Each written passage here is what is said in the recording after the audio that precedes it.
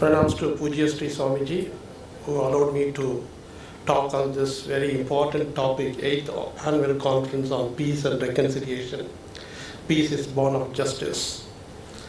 Major General, the Chairman, the other members of this session, and eminent educationist, Vice Chancellors, participants from Bangladesh, and unfortunately we invited the Sri Lankan Deputy High Commissioner and the Bangladesh Deputy High Commissioner to be with us today.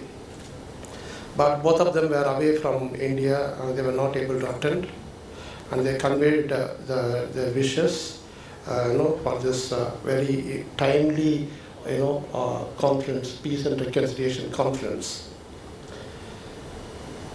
So, good afternoon to all, and the topic here today is all about the peace and reconciliation. And the Major General spoke, immensely about, the peace and reconciliation in its own term. I had the honor to see the movie Sam the Brave at OTA Chennai, along with the Lieutenant General of OTA, Mr. Sanjay Chauhan. It was a wonderful movie. I would, request the audience to see that movie, Sam the Brave. It's a wonderful movie.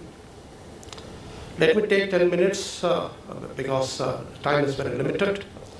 Reconciliation is a long-term process by which the parties to a violent dispute to build trust, learn to live cooperatively, and to create a stable peace. We talk about peace today, peacekeeping, peacemaking, peace building, which is very, very important. Education is considered to be, as an educationist and a diplomat, I can talk more about education. Education leads to peace, and education is a weapon. Education is a magic. And give me one pen, one school, one teacher to change the world. That is the power of education. And therefore, this stable peace comes only when you give a proper education to the people. It can happen at the individual level, the community level, under the national and international level. Be local, but go global. Be local, but go global. Reconciliation means it is truth-telling. Let me put it like this. It is something truth-telling. It is something sharing of historical narratives and a dialogue to transform relations among groups. I'm not going into the detail, that let me touch here and there and end my address. So it is all about to transform relations among the groups, among the societies, among the countries, the nations, or whatever you say it. And peace to hold and flourish, which is very important. We have to hold peace and allow peace to flourish. Today, peace is shattered into pieces. And everyone has to take immense responsibility to hold and allow peace to flourish. And to replace fear by non-violent coexistence, building confidence and trust, and developing empathy among the societies. To me, empathy is very important. We talk about sympathy, empathy, but you see, more than sympathy, I would say empathy is very, very important. History, we say it is something, talking about the past. But I do say history is all about people. History is all about decisions. History is all about attitudes. History is all about behavior. That is what history is all about. History is a matter of change. History can give you a future. History is a dialogue between the past and the present. When I say present, right, if you study history, right, you know what future is all about. Let me say, wrongs of the past must never be repeated. Acknowledge our past through education and understanding. I repeat again, acknowledge our past through education and understanding. Reconciliation should be, accompanied by justice. Otherwise, it will not last. While we all talk about, peace, principles of peace and justice, and we believe that it is the practice of peace and reconciliation is one of the most vital and artistic of human actions. It is something all about the human action, the artistic, that I say vital and artistic, that of human actions. I say history is all about actions, behavior, attitudes, decisions, and whatnot. Today's reconciliation must be broader, deeper, and inclusive. I say it should be broader, deeper, and inclusive. The past is a central dimension of reconciliation, but reconciliation is essentially about the future among from a divided past towards a shared future, and to build relations for the future. To provide intellectual structure for non-violent approaches to personal, national, and global conflicts. Let me emphasize something on education. Education as a pathway, it's a pathway to peace and progress in 21st century. If you look at the international breakthrough in knowledge today, a free exchange of ideas, enduring bonds between institutions and nations. Sharing of ideas, resources, and experiences, which gives you a basic understanding that education is a basic human right.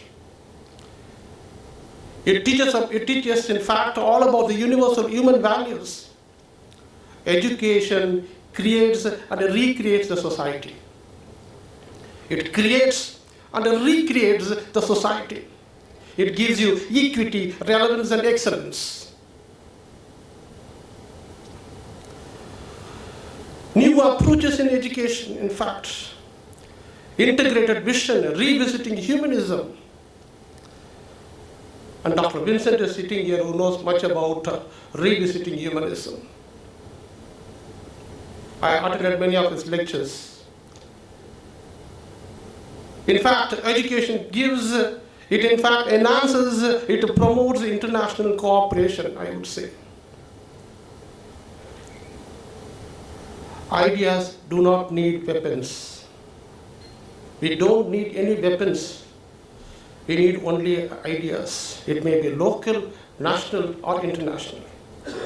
Education provides a global citizenship, international competence, social responsibility, and whatnot. It gives you everything. It promotes collaboration. And in fact gives you an increased motivation and fostering, that fostering thinking as well as the diversity.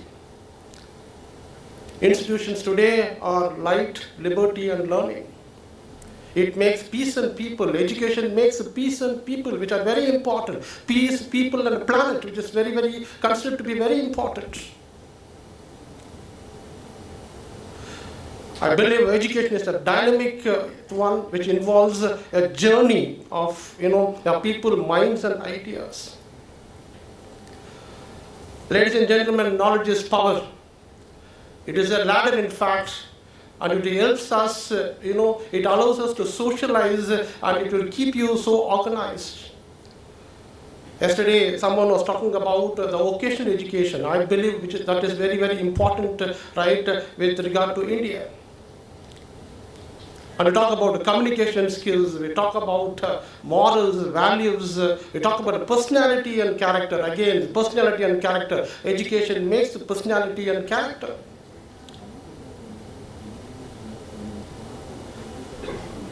And therefore, this all gives you an understanding. Education gives you the peace. I believe UNESCO tells very beautifully, let us build peace in the minds of men and women. Let us build peace in the minds of men and women. Education transforms lives. It builds peace. It eradicates poverty, which is very important. Poverty anywhere is a threat to prosperity everywhere. And poverty is the mother of all crimes, I would say. Poverty is the mother of all crimes. And this education can eradicate poverty and drive a sustainable development. It will tell us how to take the next step. The UNESCO Director General, the current Director General, puts it so beautifully. Education is a public good. It is a delicate, it is a fragile, but it is the best possible investment we can make in the society. Education makes us interconnected. It makes us interconnected. Education is an indispensable asset to attain the ideals of peace, freedom, and justice. Education is an indispensable asset to attain the ideals of peace, freedom, and justice, to foster a deeper and more harmonious, term of development, to reduce poverty, ignorance, and oppression and war. About education today, 21st century education is all about learning to know, learning to do, learning to live together, and learning to be. These are the 4 pillars of the Delos Commission, the treasure within. Please read the Delos Commission, where you understand more about the 4 pillars of education, which is considered to be very, very important in shaping the personality and character of the people.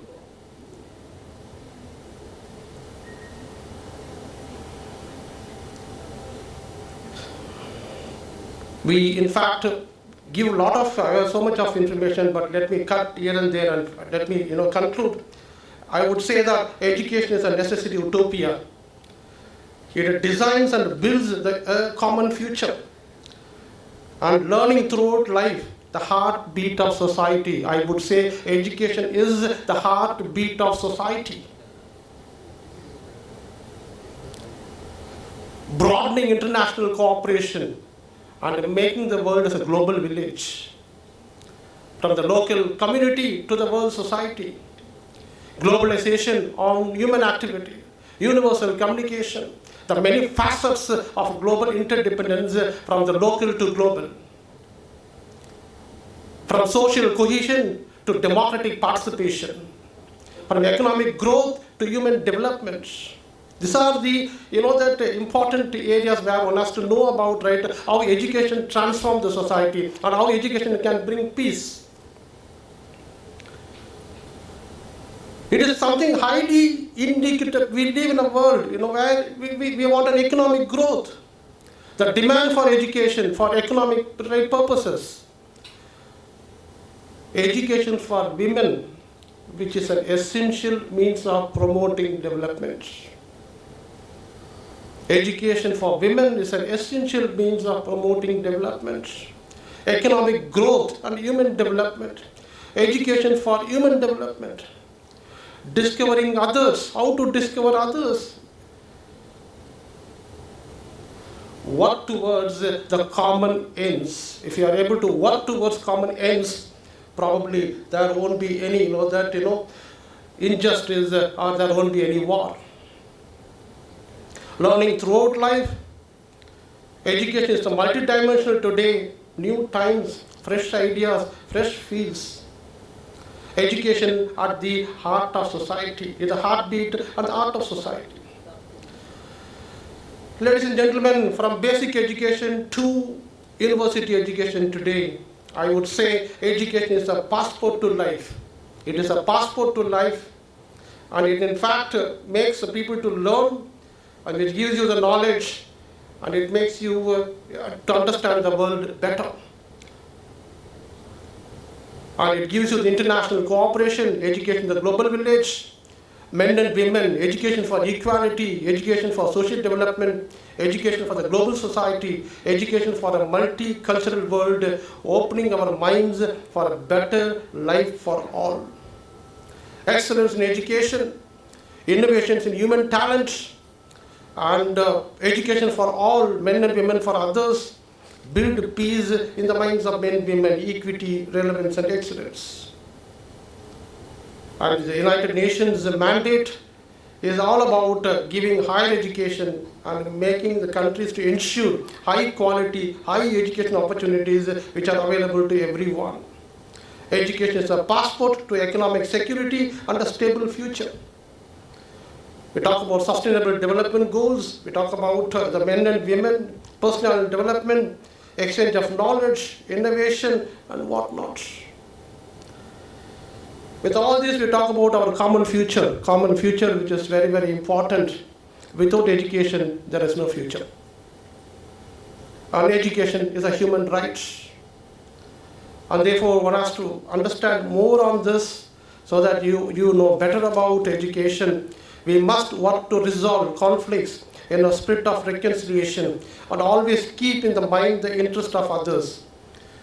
Peace by understanding, peace by, by love, not by force. Peace by love, not by force. And peace begins with smile.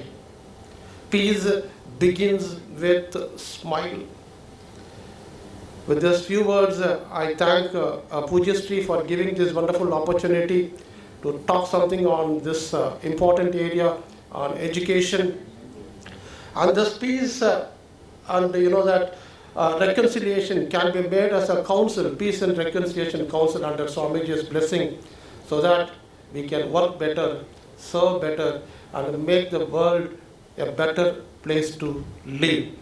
I wish the conference a success, and I congratulate all the participants as well as the speakers today who made a tremendous impact on the audience. With this, one can do well, and every individual has the power to change, and every individual has the power to shake the world. You can do that, I can do that. One has to realize the greatest discovery is self-discovery. You know that? So with this, I end my talk. Thank you so much. Jai Hind.